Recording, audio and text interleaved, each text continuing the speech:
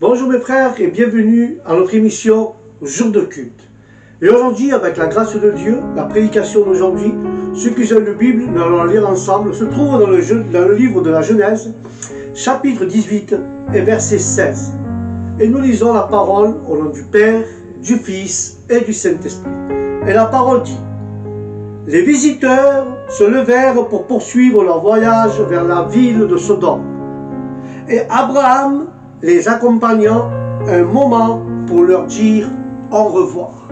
Voilà mes frères et mes sœurs, ce chapitre nous parle bien et nous pouvons le tituler, l'appeler ou donner un titre à ce chapitre: Abraham prie pour Sodome. Abraham prie pour Sodome. Là nous pouvons comprendre que la séparation de son neveu Lot avec Abraham a dit: choisis où tu veux aller, et lui il a choisi Sodome. Il est parti à Sodome. Et là nous pouvons voir que l'histoire continue. Ils disent qu'il y avait 3 visiteurs qui viennent vers Abraham. Et la Bible déclare comme des hommes, mais en vrai c'était des anges créés par Dieu qui se dirigeaient à Sodome. Celui qu'on appelle l'Éternel ou Jéhovah, tout le long de ce chapitre 18 reste avec Abraham et ne lui cacha pas ses intentions. Bien que Dieu désire les pécheurs, ceux-ci croient que le Seigneur ne les voit pas, ni les remarque. Ils croient que le Seigneur, ils peuvent pécher à tout va, ils croient que le Seigneur ni les voit pas, ni les remarque. Mais moi je voudrais dire quelque chose que Dieu me met dans mon cœur. Malgré que toi tu dis, Dieu ne me voit pas, Dieu ne me remarque pas, Dieu ceci, Dieu cela, mais laisse-moi te dire, frères et sœurs, avec l'amour de Christ, que Dieu voit, Dieu entend. Où tu pourras te cacher que les dieux de l'Éternel ne te voient pas. Alors, l'Éternel aime le pécheur et haït le péché. Mais ne croyez pas que le Seigneur voit quand on pêche, et il voit nos défauts, et il voit parce qu'il nous remarque. Il nous remarque quand nous faisons du mal, il nous remarque aussi quand nous faisons du bien. C'est pour ça que lorsque lui viendra le jour de sa colère, il regardera le Seigneur, toutes ces personnes-là qui croient que le Seigneur ne les voit pas. Et le Seigneur donnera à Abraham, dans cette histoire, l'occasion d'intercéder auprès de lui, tout en lui expliquant les raisons de sa conduite. Alors, considérons, frères et sœurs, comme un aspect remarquable du caractère et de l'exemple d'Abraham. Car il ne se contentait pas de prier avec sa famille, mais il veillait aussi scrupuleusement à bien les instruire et à bien les gouverner. Alléluia. Ceux qui aspirent aux bénédictions familiales doivent, frères, être conscients de leurs devoirs familiaux. Car Abraham, frères et sœurs, Abraham ne les a pas abreuvés de sujets de controverses douteuses, mais il leur a enseigné la ferveur et la dévotion dans le culte de Dieu. Ainsi, frères et sœurs, que l'honnêteté dans les relations avec tous, combien nous devons être honnêtes avec tous les gens qui nous entourent. Alléluia. Combien de telles qualités sont rares de nos jours, avec quel peu de soins les chefs de famille accordent-ils à l'éducation religieuse de leurs enfants. Mais observons, d'un sabbat à l'autre, ils progressent ou ils régressent. Amen. Quand la parole parle de ces hommes, frères et sœurs, que le Seigneur, c'était le Seigneur avec ses anges, se levèrent là et regardèrent vers Sodome. Ce n'était pas les regards de grâce, mais à cause de leur péché, c'était un regard de colère. Et Abraham était en train de les accompagner pour guider le chemin. Il marcha un court instant avec eux. Combien de fois, frères et sœurs, nous-mêmes les chrétiens, nous marchons un court instant avec le Seigneur et nous partons à Sodome qui représente le monde. Combien de chrétiens dans les églises sont partis pour quelque chose qui n'a pas plu, ou que le pasteur a fait une préférence. Alors, ils ont fait une petite marche courte avec le Seigneur et ils ont régressé dans le monde. Que Dieu réprimande le monde et le diable. Parce que des fois, il nous met tellement mal à l'intérieur de nous que nous regressons, nous marchons juste un instant. Je vous dis en réalité, il y a des gens qui marchent pour arriver à aboutir à ce qu'ils recherchent en Dieu. Si tu viens chercher une bénédiction, si tu viens chercher une solution à ton problème, si tu veux rechercher une guérison à ta maladie. Donc il y a des gens dans les églises qui marchent un court instant avec Dieu et avec les frères. C'est pour ça que le Seigneur dit à Abraham, car je cacherai à Abraham ce que je dois faire. Là nous voyons que le secret du Seigneur est pour ceux qui le craignent. Le Seigneur révèle le secret à ceux qui le craignent. Alléluia. Car Abraham deviendra certainement une nation grande et puissante, et toutes les nations de la terre seront bénies en lui. C'est pour ça que ces deux prédictions se réalisent exactement comme le Seigneur lui avait prononcé à Abraham. Car je le connais et je sais qu'il commandera ses enfants et sa maison après lui. C'est pour ça que le texte hébreu moderne dit « Car je l'ai connu enfin qui commande ses enfants, et ils garderont la voie du Seigneur en pratiquant la justice et l'équité. » C'est aussi, frères et sœurs, la responsabilité des églises modernes. Une responsabilité, soit dit en passant, qui a fait généralement été abandonnée. Afin que le Seigneur accomplisse, frères et sœurs, pour Abraham ce qu'il avait promis. Mais tout en regardant à l'époque d'Abraham jusqu'à nos jours, tout s'est déroulé, frères et sœurs, exactement comme le Seigneur avait promis. C'est pour ça que le Seigneur dit, comme les cris contre Sodome et contre Gomorrhe sont si grands, et parce que leur péché était si grave. Le péché, frères et sœurs, le péché de ces deux villes jumelles était devenu si grand qu'il menaçait de contaminer toute la partie du monde. Par conséquent, elle durait et elle devait être détruite. Autrement dit, le Seigneur a dû opérer et faire une intervention radicale comme l'a fait un chirurgien aujourd'hui pour sauver un patient. Alléluia. Pour ça qu'il a dit, je vais descendre maintenant et voir s'ils ont agi conformément au cri qui est parvenu jusqu'à moi. Sinon, je le saurai. Tout péché est indisséquement offensant et offense aux yeux du Tout-Puissant. Le péché aux yeux de Dieu est mal. On offense à Dieu, rapport à nos péchés.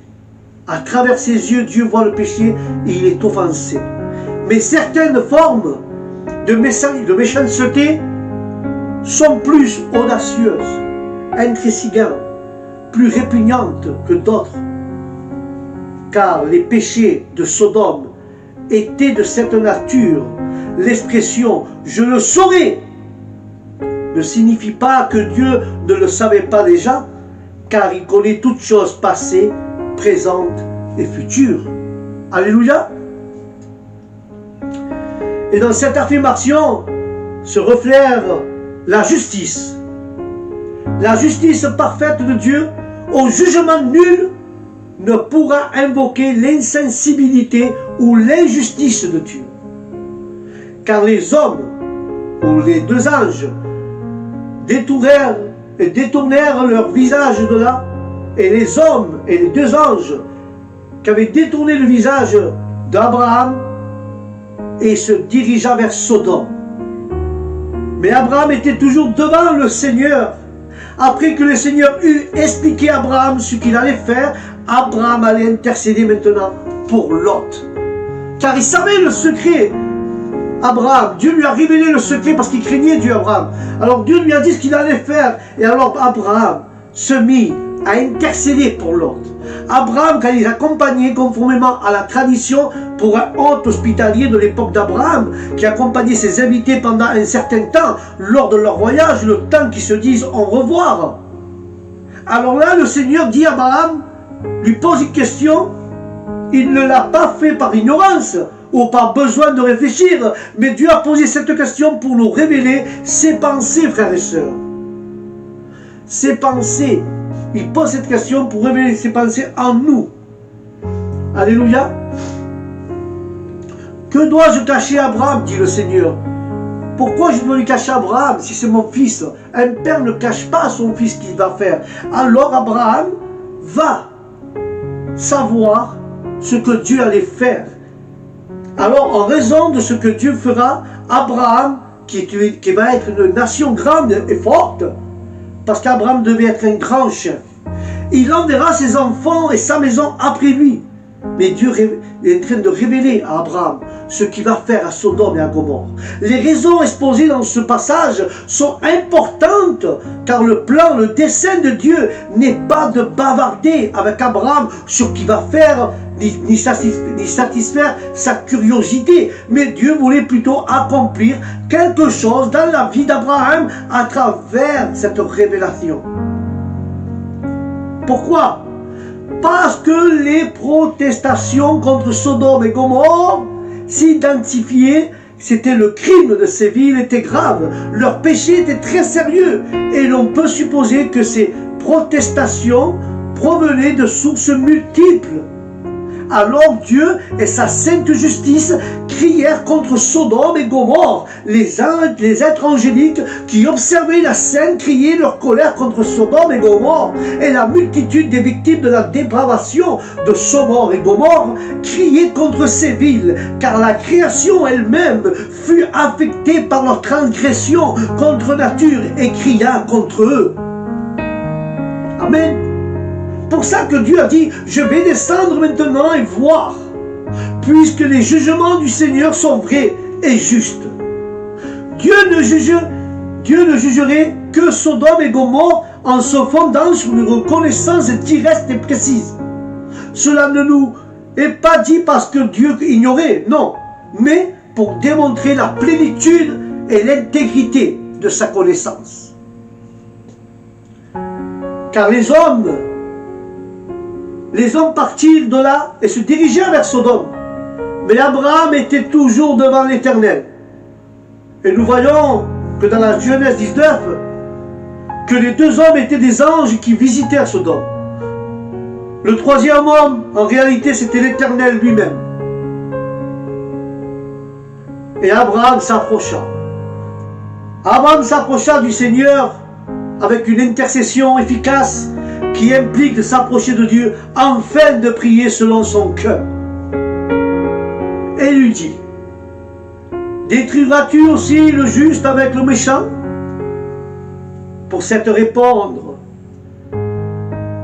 répondre à cette question, Abraham rappela à l'Éternel sa propre nature et ses principes.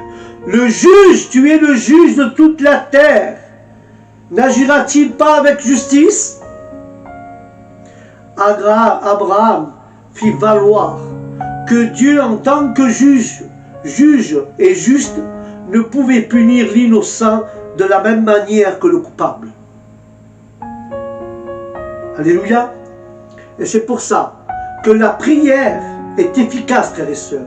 Lorsqu'on prie en sachant qui est Dieu et comment il agit dans une situation donnée, une prière efficace ne consiste pas à considérer l'action de Dieu comme un simple observateur passif, mais plutôt à agir si l'on avait besoin de lui rappeler. Il peut nous paraître incroyable qu'Abraham ne soit soucié des habitants de Sodome et Gomorrhe. Mais il aurait pu dire, Seigneur, laisse passer mon neveu Lot en premier. Mais il ne l'a pas fait.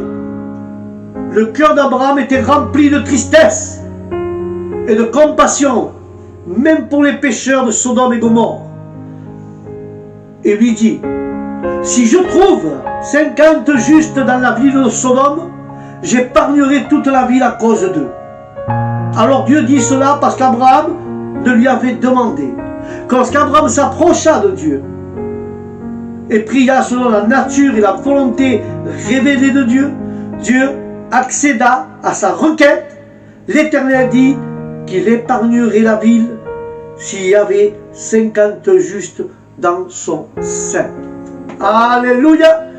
Frères et sœurs, dans cette histoire, nous pouvons comprendre